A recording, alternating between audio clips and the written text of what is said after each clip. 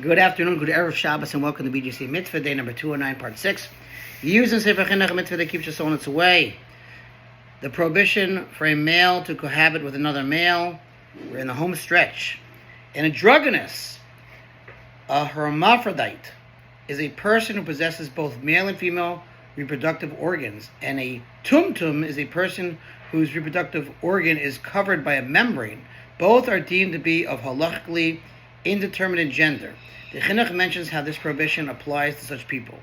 Whether one sodomizes a male or one sodomizes an androgynous by way of its orifice, which is common to males, he is liable for this transgression. However, if he cohabits with an androgynous by way of the androgynous female organ, he is exempt from punishment according to biblical law. But we nevertheless administer rabbinic lashes to him. As for a tumtum, there is uncertainty concerning him, whether such a person is considered male or female. It is therefore prohibited according to rabbinic law to cohabit with a tumtum due to the doubt that he may be considered a male. Having mentioned some laws pertaining to relations with an androgynous, the Chinuch cites one more. It is permitted, however, for an androgynous to marry a woman. Chinuch introduced a safeguard that pertains to this mitzvah.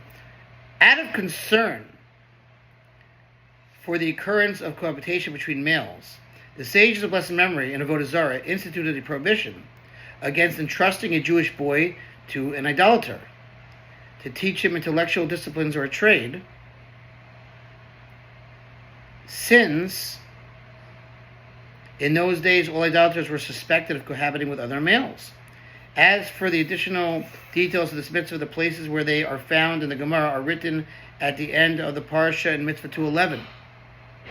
This prohibition applies in every location and all times. One who transgresses this prohibition, once he performs ha'ara, the beginning of the act of cohabitation, which means that he merely inserted the tip of the crown of the member, understand what's going on here, is liable to execution by skila, stoning. As we have stated above in Mitzvah 189, this is provided that there are witnesses to the transgression and that he was forewarned, given us ra. But if there are no witnesses to the transgression, or there is no prior warning, he incurs kares, excision. We talked about that again many times. God forbid dies before 60, or loses a child in his lifetime, or he himself mentioned or that loses the spiritual reward. He incurs kares, excision, if he sinned intentionally. And if he sinned unintentionally, he is obligated to bring a chatas offering, a sin offering. The Chinuch discusses the universal applicability of this mitzvah.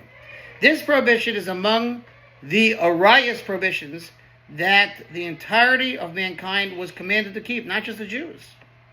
Both Jews and members of all other nations.